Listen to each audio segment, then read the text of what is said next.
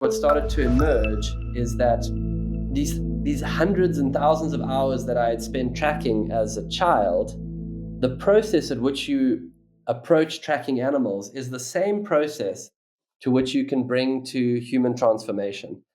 And so my work came together in these, like between these two extremely strange vectors, one tracking animals and then realizing that we're all looking for something. We're all looking for more purpose, meaning. We're all looking for peace. And the way to go about that, I had a skill set that really translated into finding what you're looking for. And so I started to develop this body of work called Track Your Life, which is really an attention practice and an attunement practice. And you have to figure out what you're tracking.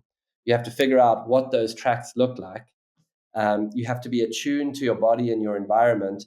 And so that became a body of work called Track Your Life. That resulted in writing a book called Lion Tracker's Guide to Life. And then that turned into bringing people into nature to heal, which turned into working out how to tell people stories that enchant them with the natural world. And so what I do today is a couple of things. One, I'm a storyteller. Two, I am obsessed with the art form of transformation and how a person can change.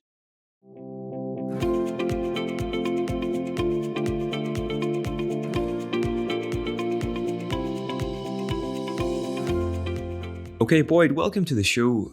Now, when you were 18 years old, you were held at gunpoint and a man told you that he was essentially going to kill you. Can you tell us about what happened next and what you took away from this experience? Well, thanks for having me, Niall. That's a great place to jump off, quite a humdinger. So when I was 18 years old, I had a series of traumatic experiences that at the time I related to as, just bad luck and bad things happening, but with time and reflection I've come to see as a series of initiations, doorways into deeper aspects of life. In that instance, at that time, South Africa was very unstable, and I literally woke up at gunpoint. I felt a tremendous amount. I immediately knew what was happening. There was a series of, it was common for home invasion to happen at that time in South Africa. And I immediately knew what was going on. I felt a dump of adrenaline into my system, that it was just, it was almost completely overwhelming to just feel that much adrenaline go into my system. And what gripped me was kind of a split state, one in which I was absolutely terrified, and a second in which I was trying to orientate myself to what was going on and trying to, behave in a way that was most likely to create, some kind of safe outcome for all of us who were now at gunpoint. And so for about 2 hours, I was in the state of, it was sort of a strange state of almost negotiation, um, play, like trying to create different energies to defuse and de-escalate the situation, trying to be submissive and helpful, and then at the right times assertive. So it was very, very scary. And then it culminated in, towards the end of the incident, I was taken outside, and these guys told me, they put a gun right into my mouth and they said, okay, we're going to kill you now. And in the moment that happened, I remember transitioning out of being absolutely terrified, and something really indescribable happened. And I went into a kind of a state of peace. And I remember looking down the barrel and down this man's arm into his face, and feeling like totally awash with a state of peace and a deep knowing that nothing could happen to me. And in that moment, it was incredibly strange. Like the dynamic in the room totally changed. And these various people who had entered the home with hostile intent, it was almost like a kind of confusion washed over everyone. And everyone totally lost their sense of motivation and really even their sense of what they were doing. And I ended up saying take these car keys and take the car and leave. And they sort of just followed my instructions and left. And it was completely bizarre. And it took me years to integrate it and to even figure out what had happened. And I still probably don't really know. I've done enough work on myself, enough work in trauma spaces, enough spiritual work to think that somehow in that moment, the moment was so big and the fear was so big that I sort of stepped through ego and had a glimpse of a different state of consciousness. And in that state of consciousness, a different field emanated into the room. And it was clear that it almost like the energy of whatever that state that I stepped into was, it was clear that no one could really hurt anyone in that field of energy. And there was no consciousness to it. I wasn't trying to do it. It was just so overwhelming that I entered into it. And, there was a glimpse of a state that I've probably been interested in for my whole life, the state of being awake. And so, it was bizarre. And I kept trying to figure out, because afterwards I had to do so much work to get the trauma out of my body and trying to get the fear out of my body. I had no ability to regulate my fight and flight system after that. So if I got a fright, I would redline to the same level of fear. And so I had to do a lot of work on trying to get my body back into a sense of safety. And at the same time, what was almost more confusing to try and figure out is, what was that? What did I glimpse? What happened in that moment? And I was 18 years old. I had no frameworks for it. I'd read nothing about it. I just had no idea what had happened. All I know is that I had a mystical experience of some kind. And I knew it was mystical, but I had no way to describe where or how. And I guess the next 20 years, we're trying to figure out what that was about. It reminds me like we're all kind of sort of walking through this world with a mental model that sort of helps us to navigate, and this is how the world works. But you had an experience there that was so far outside of that model that you had to spend 20 years trying to kind of bridge that gap, and you're probably still not there. But would you say that experience was more real than day-to-day reality? Would that be fair to say? I think that's, they point to this when people have spoken about the state of awakening around the world. It's an internal awareness that is unborn and yet could never die. And the Taoists point to it and say any words you say about it takes you away from it. And so, yes, just a state of pure awareness for a moment. And then, trying to figure out what to do with that and trying to live towards that. And in that moment, the clarity and the peace and the fearlessness was the most real thing I've ever really encountered. And then I fell back out of it. But in the consciousness that I was in that moment, I was 1,000% clear, in a state of knowing that what I am, what is looking, what is aware, is totally untouchable, and can never be harmed in any way, really. So, 18 years old, that is just massively confusing to try and figure out. So, and then I started reading up about awakening, and I would hear about, people who are in the practice who want to wake up having glimpses. And so for me, that was a first glimpse. Yeah, yeah. What an experience for an 18-year-old to have. So I want to give people a little bit of context about who you are, Boyd. You up until that point, you'd been tracking lions for a living as a hobby. Can you just tell people a little bit about what you actually do? Just a brief overview of like the life and work of Boyd. Sure. So really, my foundations were in the safari business. My family own a safari operation in South Africa called Londolozi Game Reserve.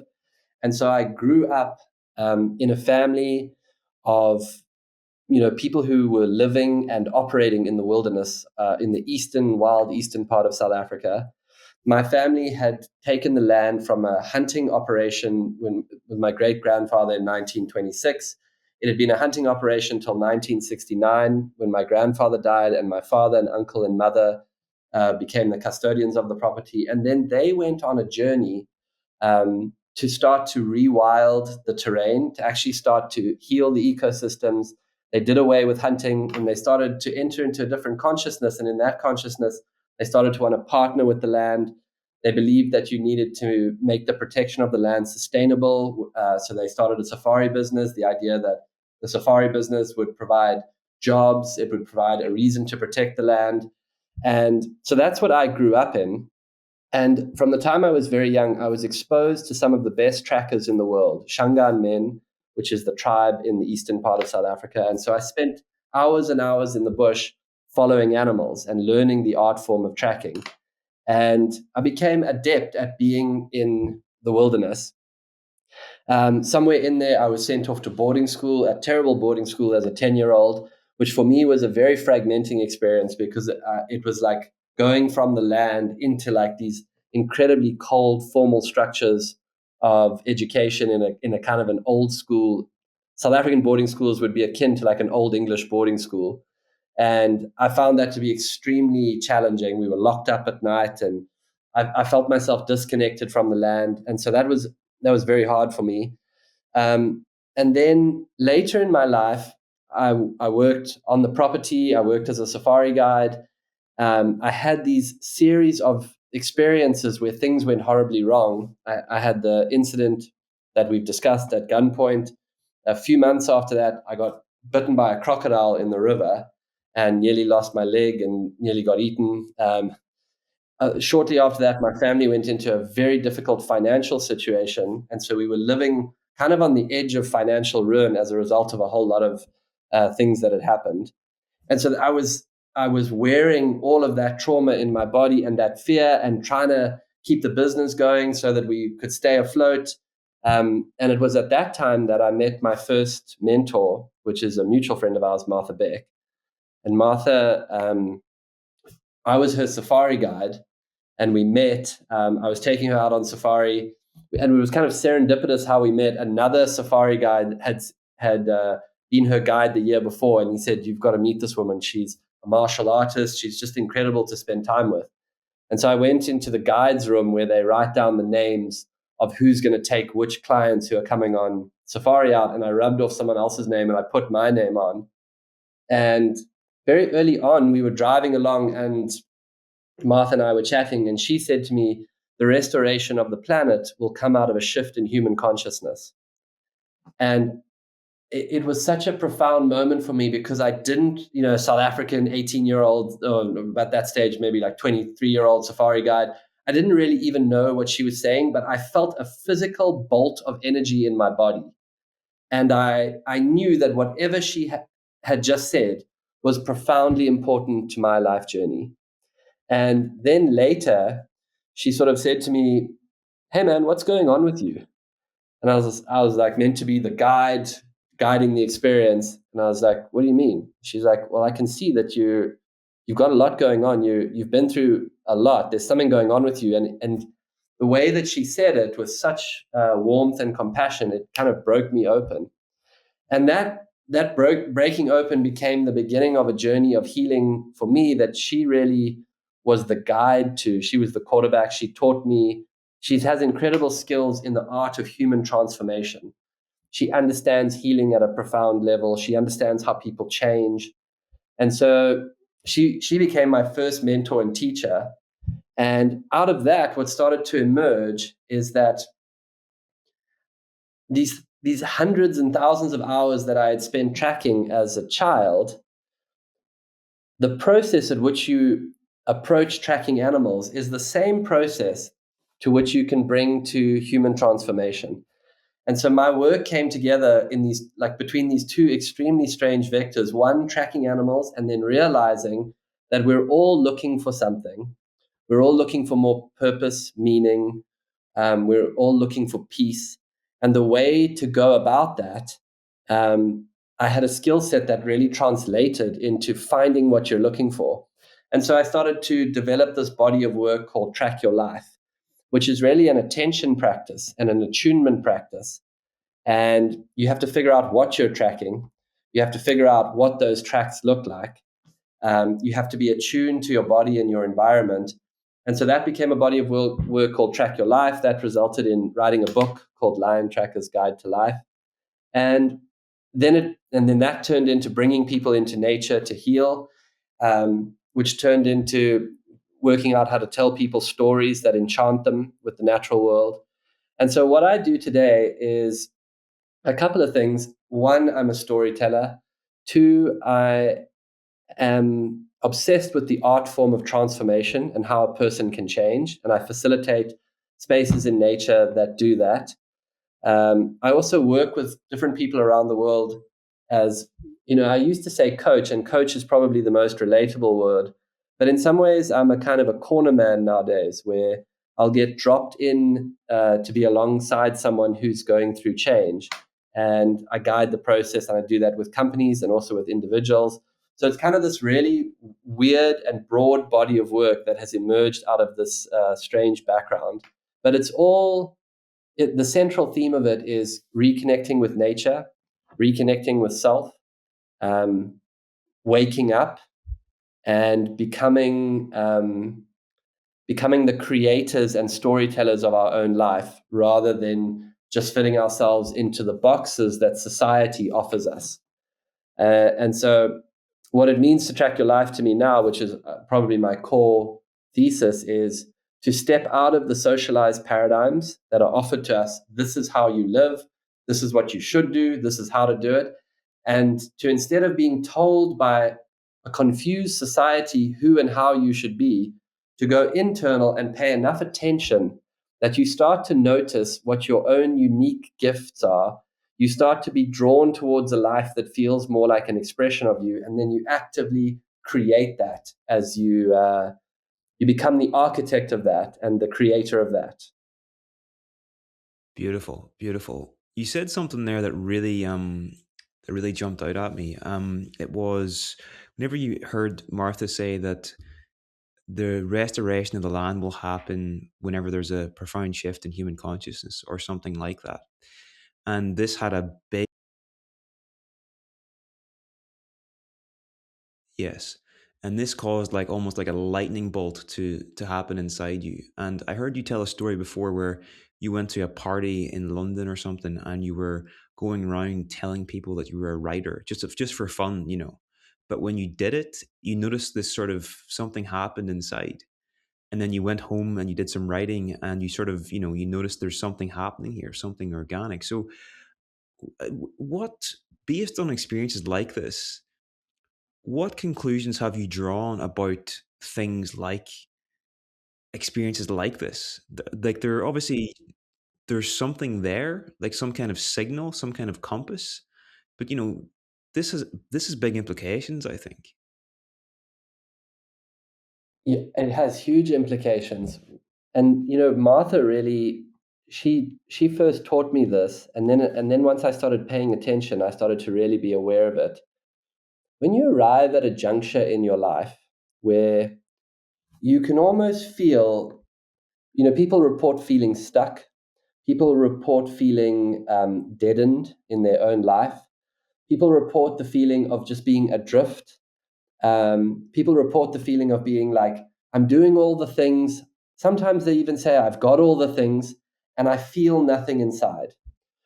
Usually, when you arrive at that juncture, it means that you've come to a point in your life where you are ready to go deeper and ready to move out of the socialized paradigm of who you should be and how you should behave into a deeper, wilder, more essential version of yourself. Now, if you're going to do that, one of the biggest signals you're going to have to start paying attention to is not what you think you should do rationally or what the rational mind tells you to get ahead, but rather to start to actually tune into what literally physically energizes you. Sensations in your body that feel alive and expansive, literally things that make you sit forward in your chair. You notice things that subtly, like they literally expand your physical body. And in tracking language, we would say that as a tracker, you have to develop your track awareness. And what track awareness is, Niall, is that, like, let's say you and I walk down a path in the African bush together.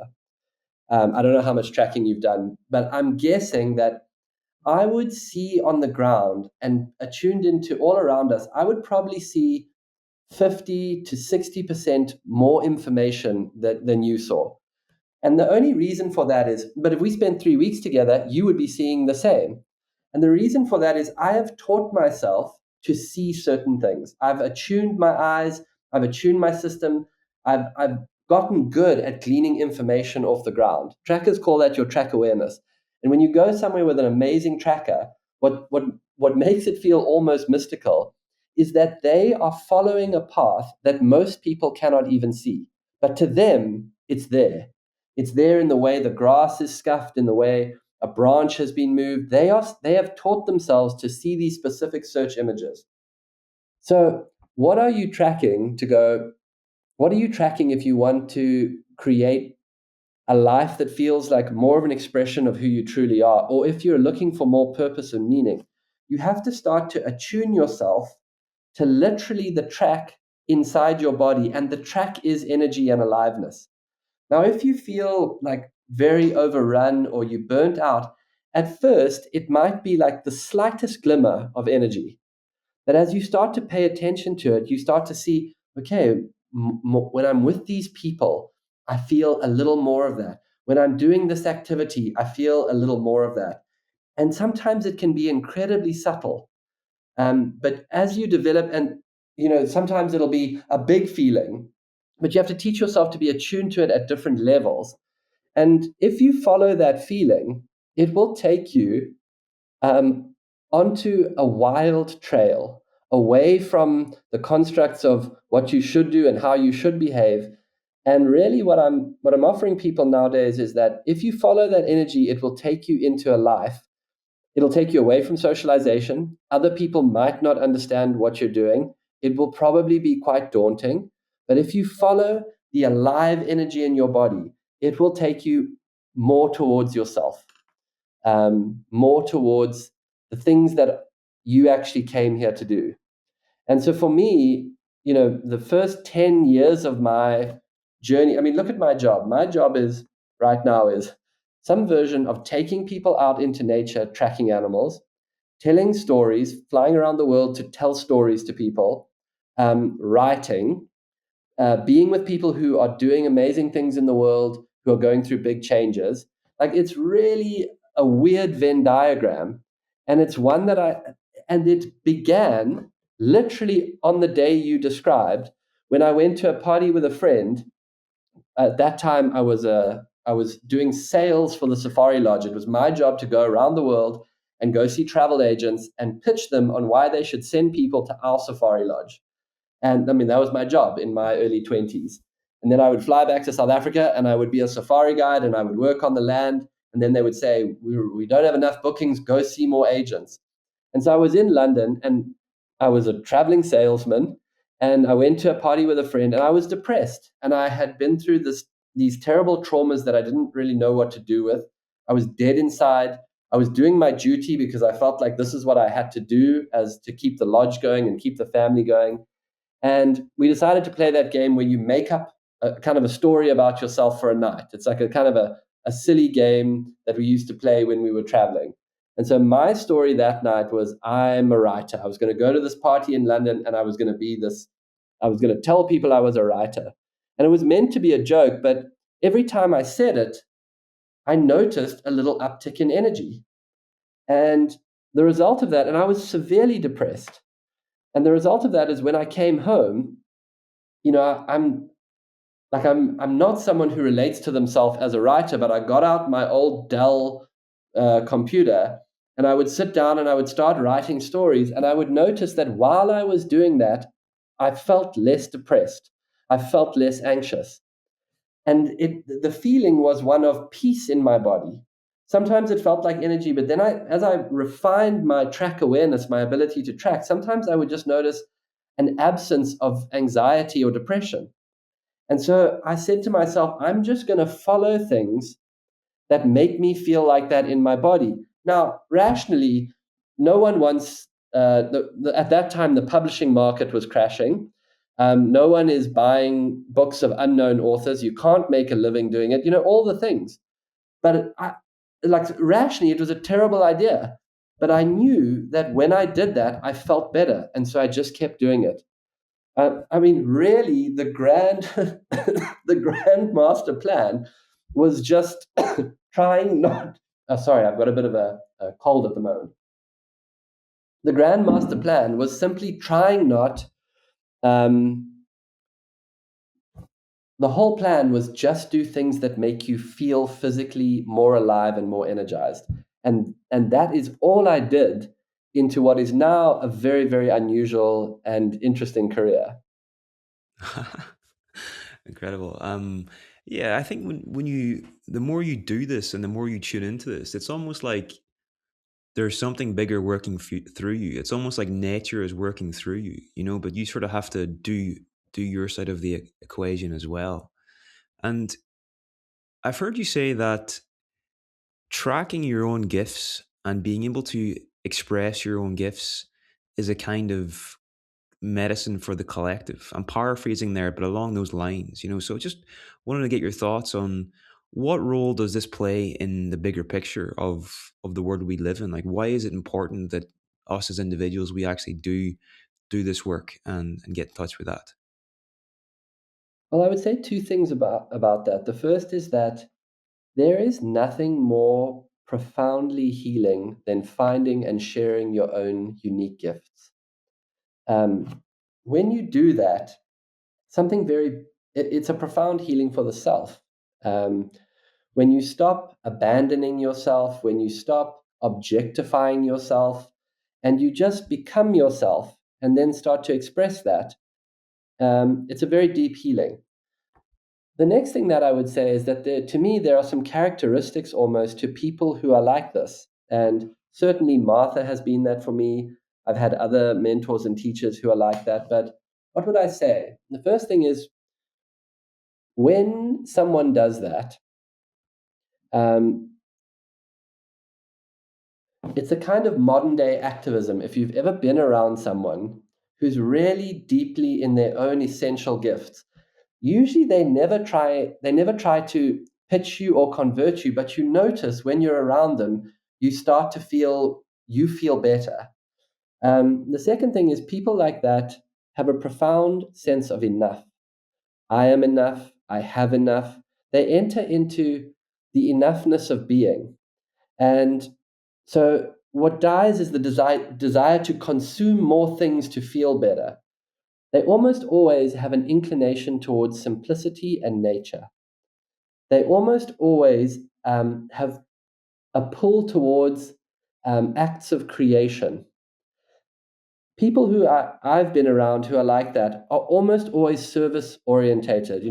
That idea that true spirituality will always manifest as a desire to be of service. So when you put that together, these people are living in a state of enough.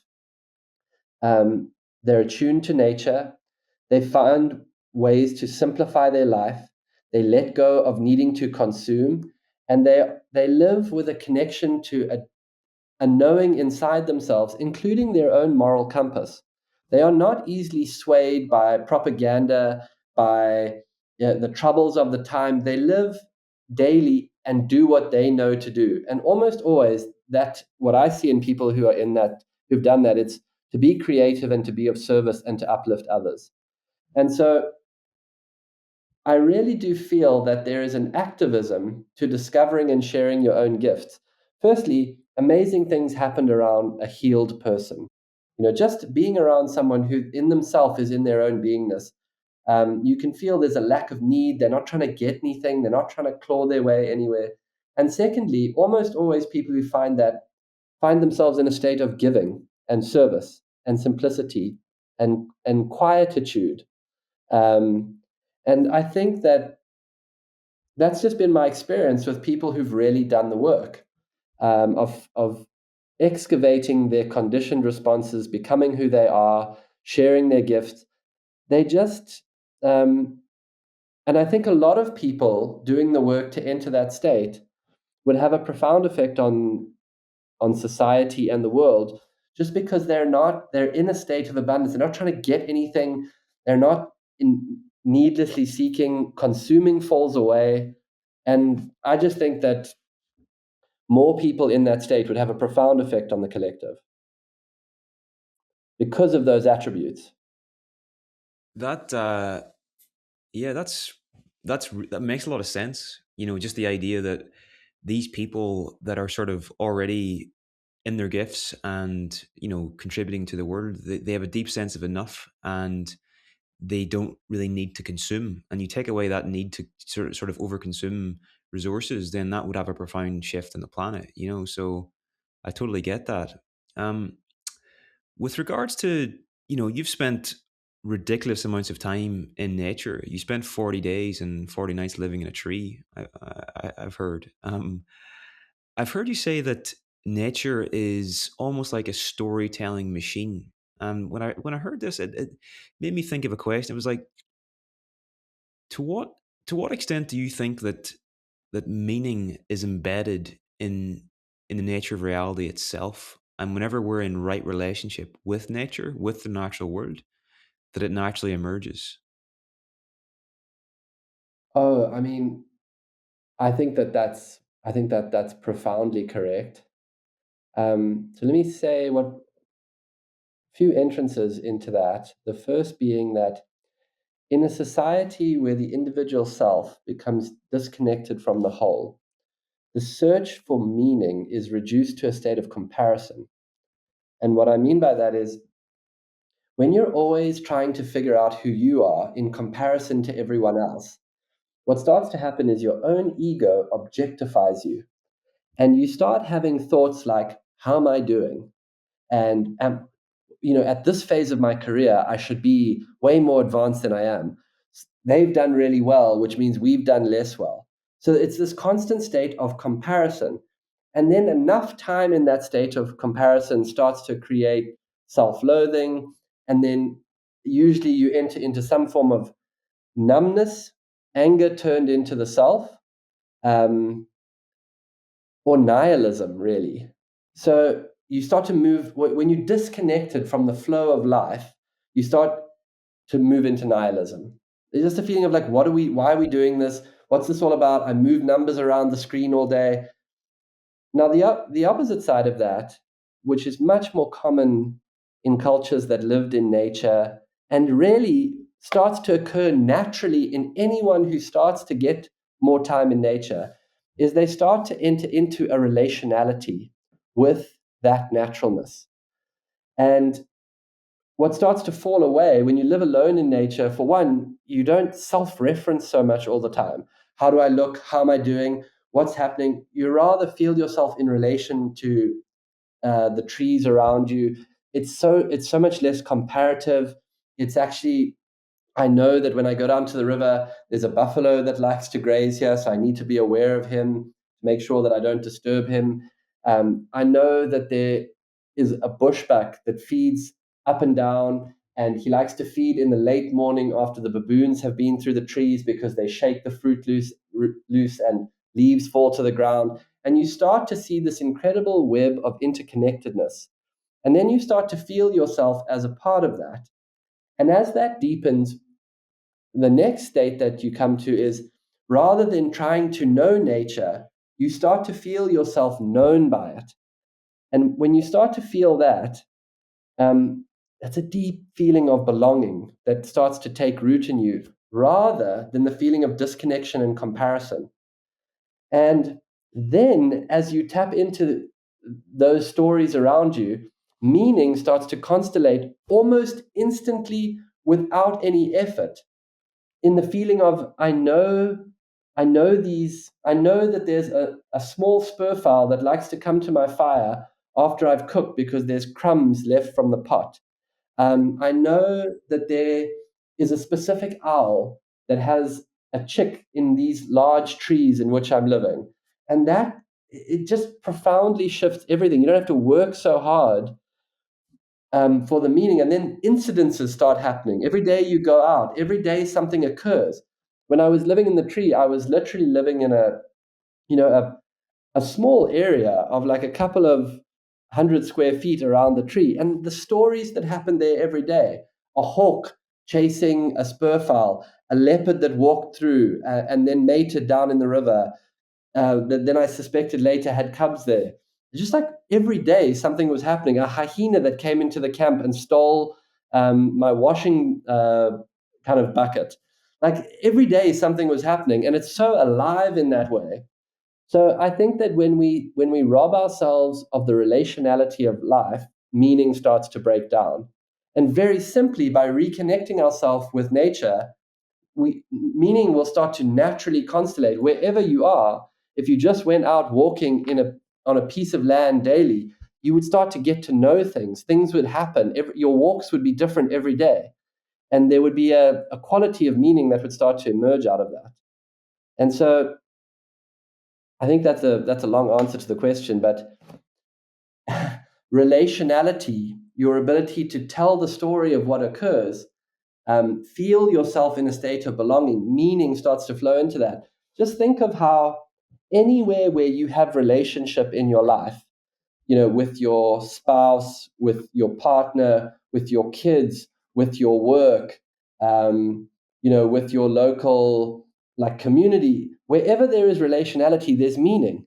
And that meaning is, oh, they're driving me crazy at the moment. Oh, it's so special to watch them develop. Oh my gosh, we're in such a special phase of our relationship. Like, relationship constellates meaning. And what we are doing in modern life is we are isolating people. We're massively reducing the amount of relating that people do face to face. And we're wondering why nihilism is kind of becoming the baseline of life. Now, when I talk about relationality, think of all the people in your life, think of where you do have relationships and you'll find meaning there, some good, some challenging, some annoying. But then when you expand that to a relationship with the natural world and the infiniteness of life that we have on this planet, literally the field of meaning expands exponentially to meet you there. Well, let me tell you something. Let me tell you something a little bit weird. Okay, recently I was on a walk down the South African coastline with a bunch of guys, and the guy leading the walk is this guy Matt Burter. He runs this amazing trail along the wild coast of South Africa. He's kind of like a total wild man. We get to a stream the one day, and we're all sitting by the stream, and we make a fire, and we're cooking some meat. And then he goes over to the stream, and he starts splashing his hand in the water.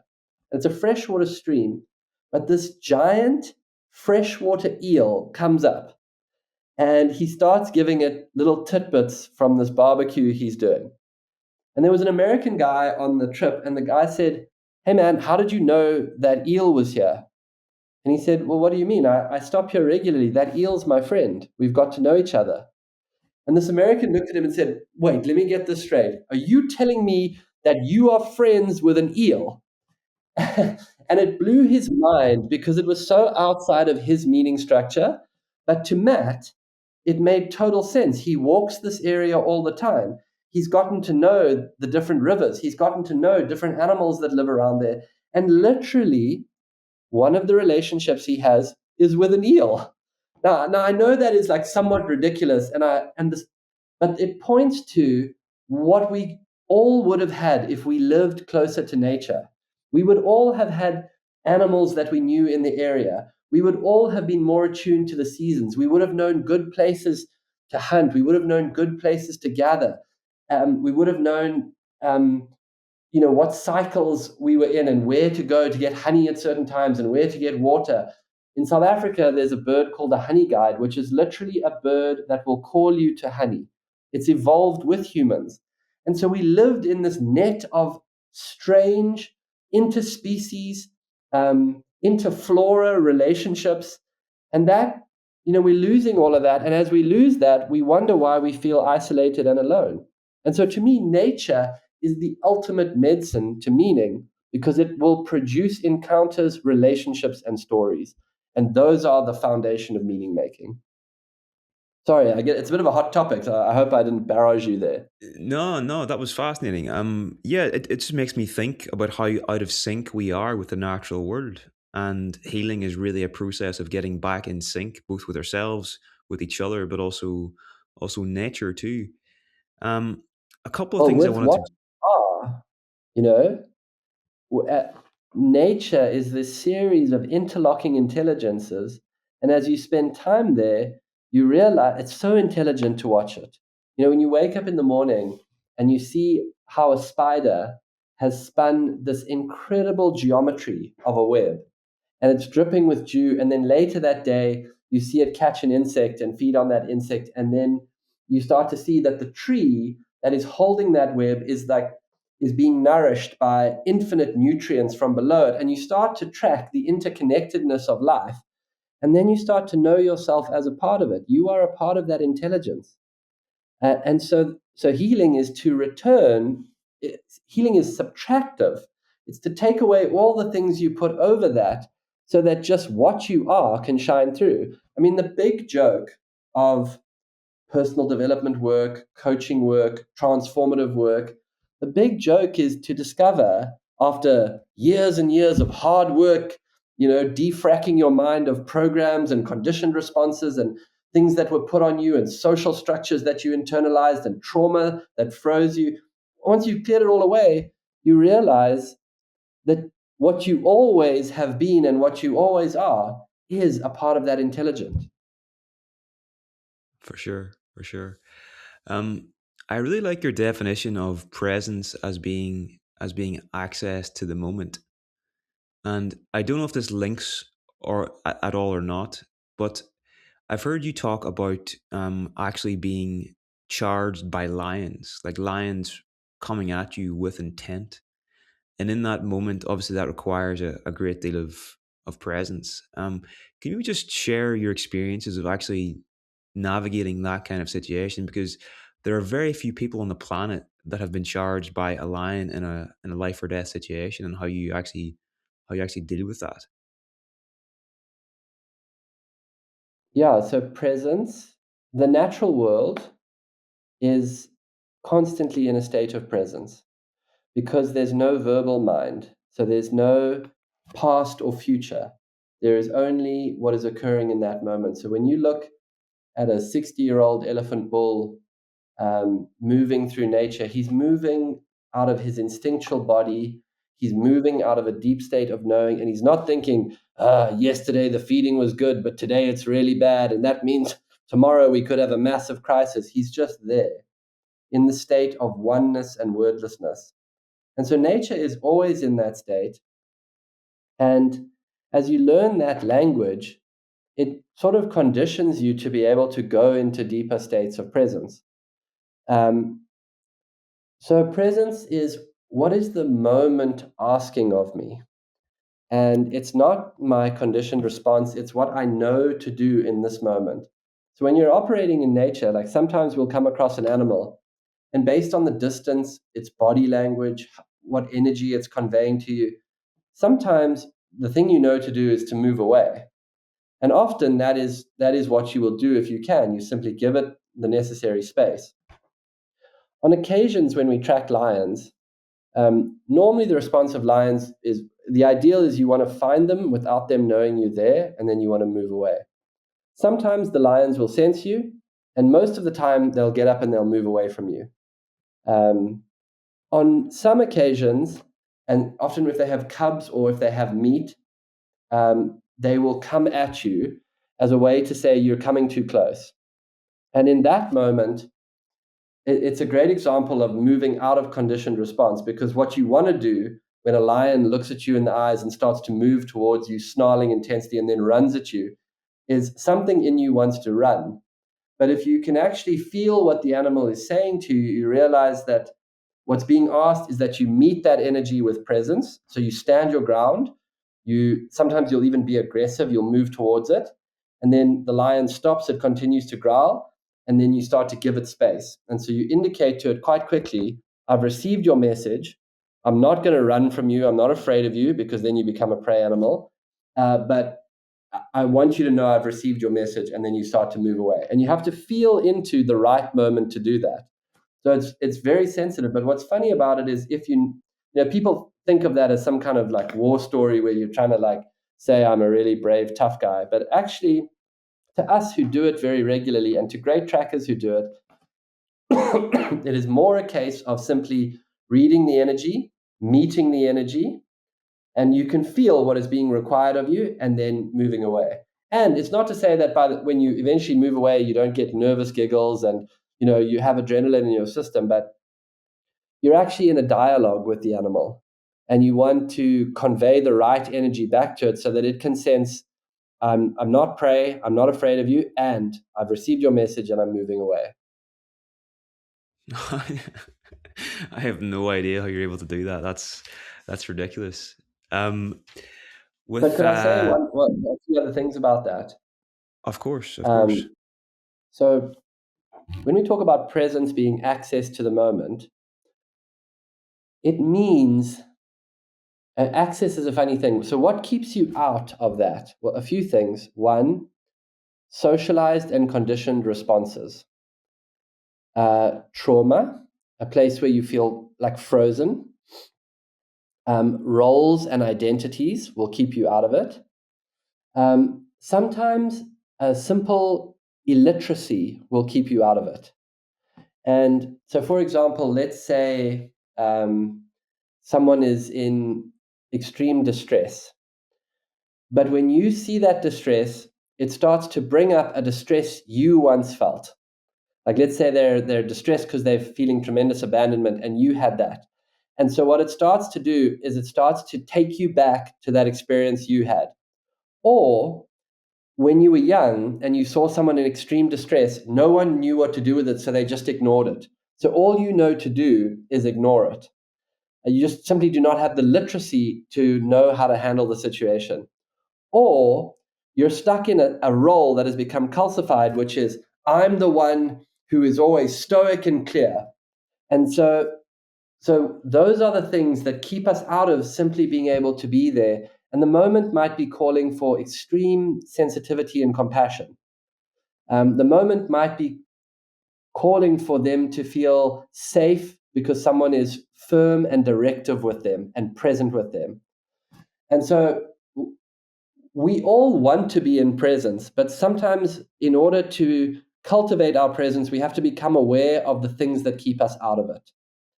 And that is where the work is a practice of awareness, starting to know what happened inside of me when my wife said, please, I just need you to be really sweet and loving to me, and I felt myself shut down.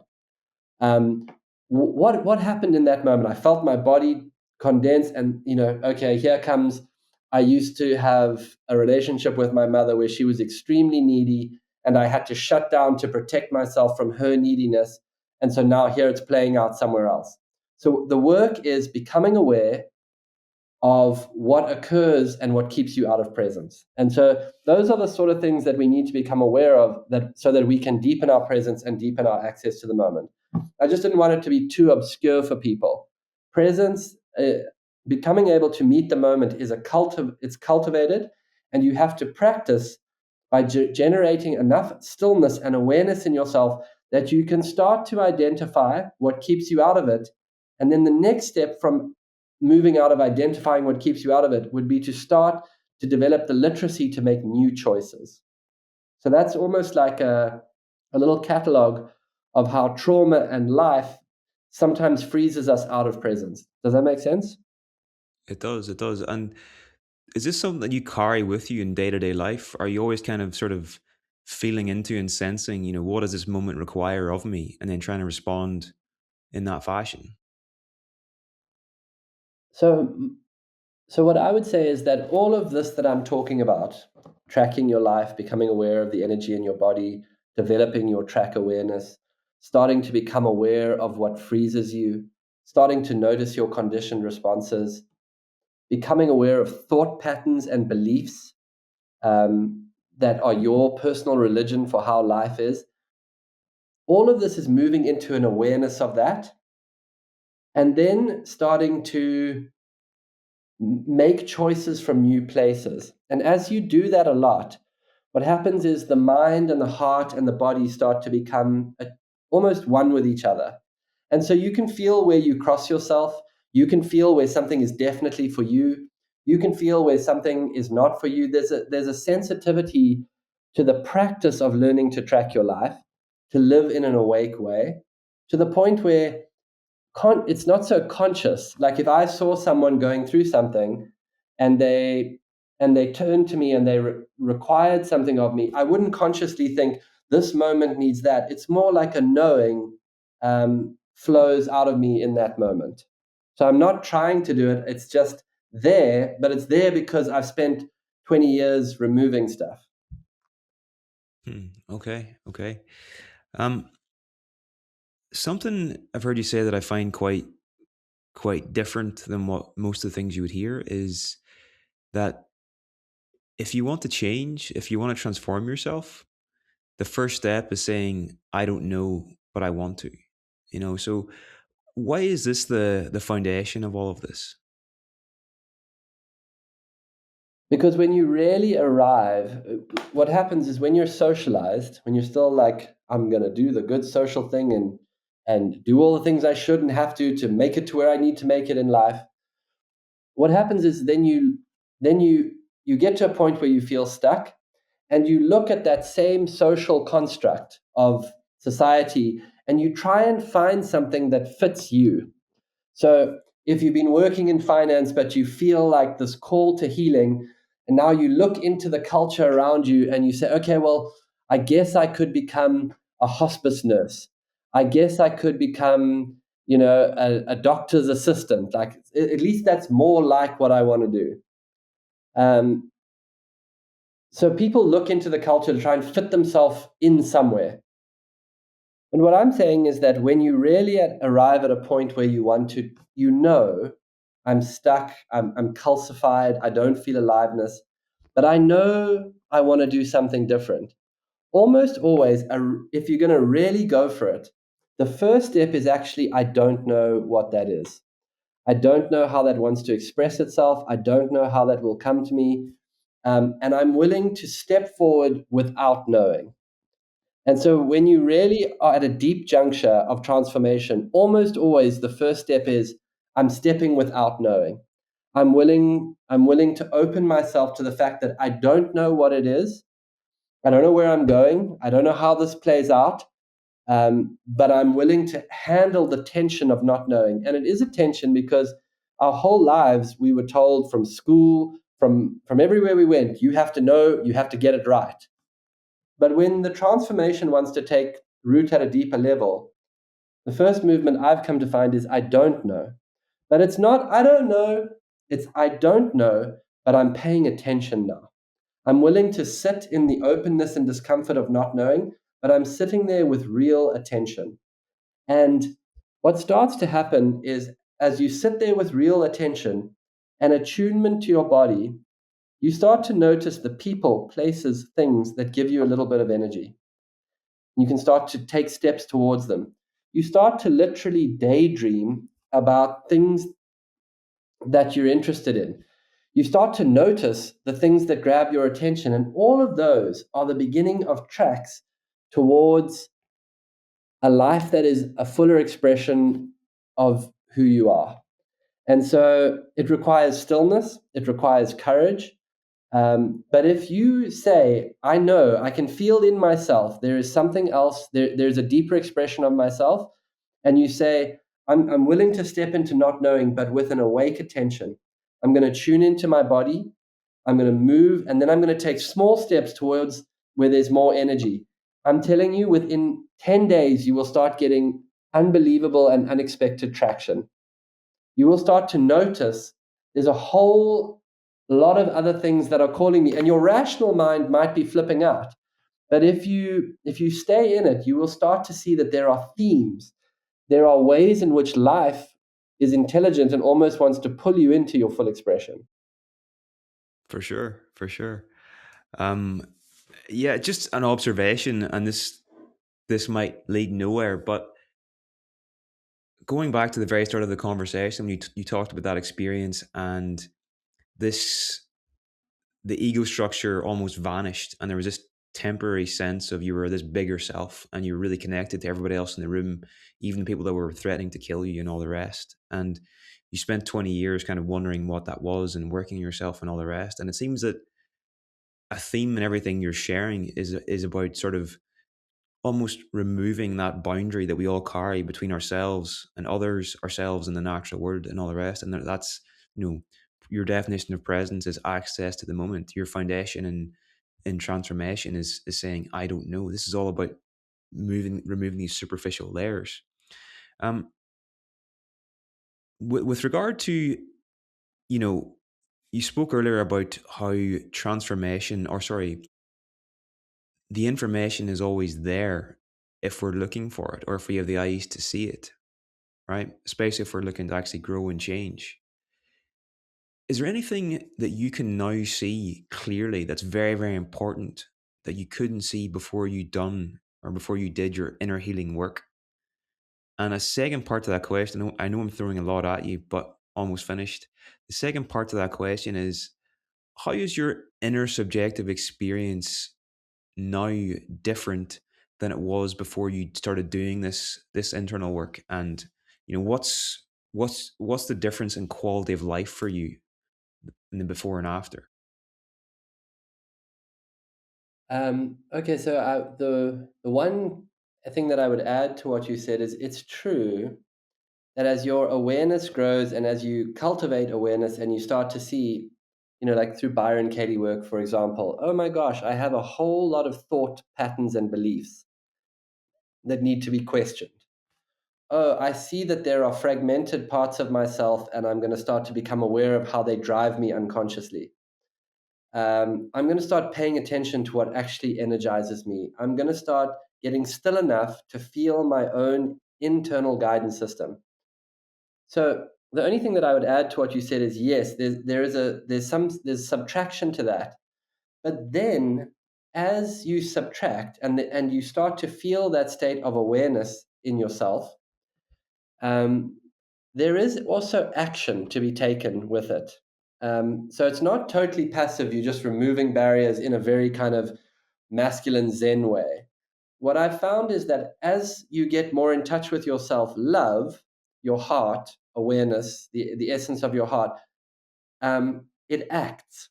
It starts taking action. So it's not passive. I mean, I am. If you want to know what my days look like now, I would say that my quality of life is extremely high. I'm not claiming to be awake. I have all my little ripples, but when I'm unhappy, I'm aware that I'm telling a story about something. I'm aware that I've fallen into my victim. I'm aware that I'm griping. I'm very rarely doing it fully identified with that state. I'm often watching myself doing a little, shimmy on the surface. So my quality of life has become incredibly, like mostly just a state of gratitude, an overwhelming state of gratitude. Um, and like, I've had a few people ask me this year, Boyd, what big projects are you on? And now, to be honest with you, the way that it works for me nowadays is I wake up and I do what I know to do on that day. It's not like I've got this big plan and we're going to change the world. That those layers of like, I wake up and I do what I know to do. And what I've found is that I have a knowing in my beingness in my heart.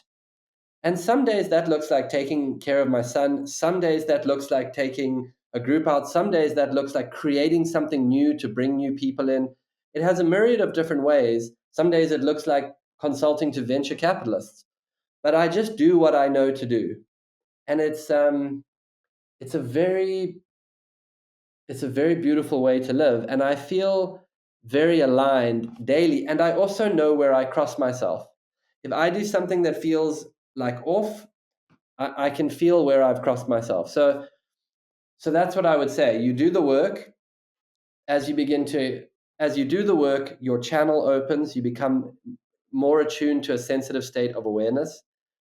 You become more attuned to your own essence, and that essence acts.